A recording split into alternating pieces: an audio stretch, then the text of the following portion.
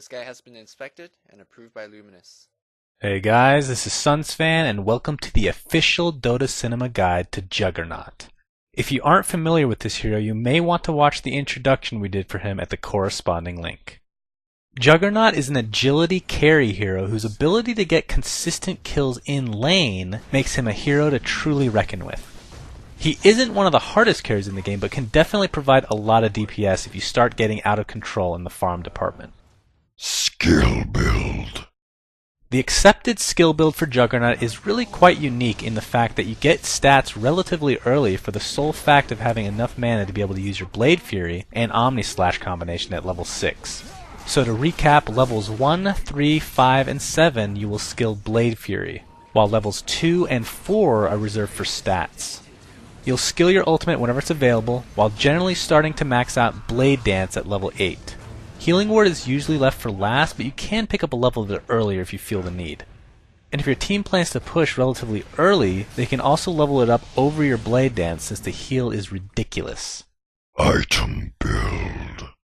Honestly, one of the only non-solo heroes you can technically get boots as a first item would be Juggernaut, but it's still frowned upon. For starting items, you'll want to get some sort of regeneration to go along with 1 Slippers of Agility in order to perhaps create a Wraithband or Poor Man's Shield in the future.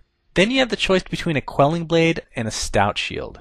Stout Shield could be good if you expect to get harassed very early, but Quelling Blade is usually the choice, especially considering a certain item pickup for the mid-stage of the game. The boots of choice for Juggernaut are most definitely phase boots because of the fact you can use them while spinning in order to gain unit walking and extra speed. Treads could also be picked up if you feel a little extra stats are needed. In the laning stages of the game, you'll want to get your Perseverance as soon as possible because you need as much regeneration as possible in order to continue getting potential kills in your lane. This Perseverance will be turned into a Battle Fury at the earliest possible time. This, in combination with Quelling Blade and Blade Dance, will destroy creep waves and have you well on your way to a great farming game. In the mid stage of the game, you have a healthy choice of items to choose from once your Battle Fury is completed. A Desolator or MKB are solid choices for a heavy DPS build, while Vlads are also an excellent item, although it would be preferable for someone else to pick them up, as it will take a precious inventory slot in the later stage of the game. And also don't count out Sange and Yasha, which will give you a nice mix of tankiness and DPS, while also helping you catch up to your enemies with both the extra move speed and maim. If you don't plan to get any other orbs, you could definitely go for a Helm of the Dominator, which of course could be turned into a Satanic in the later stages. And as with a lot of carries, a BKB is an excellent choice in many games. You may ask, what's the point of getting magic immunity when you can achieve that with a simple spin? Well, the answer to that is once you arrive at late game, you should almost never use your spin because your auto attacks will deal a crap load more damage. Speaking of late game, we have a nice collection of luxury items to be picked up as well. We mentioned the Satanic for overall tankiness and survivability, but you could also opt for a Butterfly, which will give you a lot of damage and attack speed to go along with good survivability versus DPS dealers.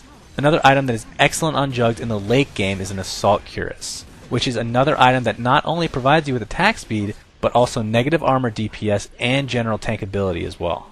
Gameplay. As we've talked about, in the laning stages, you need to be as aggressive as possible because there are very few heroes who can withstand a full Blade Fury when coupled with a stun or slow. And although it's stating the obvious, try and use your ultimate on heroes when there are no lane creeps around. This is especially prevalent when you plan to dive towers. Based on the game clock, you need to know whether an enemy creep wave is to be expected. Also, like we talked about, don't use your spin in the later stages of the game other than to dodge incoming projectile spells. You could also use this to your effect when trying to take down a tower, as anything you don't hit while spinning is able to be auto-attacked even while you're using your Blade Fury. In teamfights or pushes, be sure to use your ward at an effective time. The placement is crucial since it only has 1 hit point. Your team needs to realize how ridiculous this heal is and must protect it at all costs. As far as the fighting is concerned, just right-click, and of course use your ultimate if you have good opportunity to catch only heroes, or if you need to stop taking damage, as you will be invulnerable through the entire Omni Slash. Friends and foes. Friends of the cuddly Juggernaut would be lane partners who can help him net some easy kills, aka those with no item dependencies that have a slow or disable. Examples of this would include Venomancer, Vengeful Spirit, and Crystal Maiden. Heroes Juggernaut can't stand to go against are those that can easily avoid or even counter his early game presence, as well as those that deal a lot of physical damage, therefore rendering your ability to go magic immune completely useless. Examples of those that lane well against Juggernaut would include Omni Knight with his Repel, which will effectively counter your spin, and Dazzle, whose Shadow Wave will go through your spin completely. As far as late game carries are concerned, take your pick. We have Void, Anti-Mage, Drow Ranger, and Sniper, all of which will out-DPS Juggernaut in the late game with equal farm. Thanks for watching, guys, and please remember to subscribe to our YouTube. Also, a special shout out goes to Flawless and Luminous for their help in writing this guide. You can check them out at their respective YouTube channels, which are linked in the video description. And finally, be sure to check out our new website at dotacinema.com, where you can find a ton of Dota 2 videos along with our live streaming page, which includes me playing with you guys on a nightly basis. My name is Sunsfan, and until next time.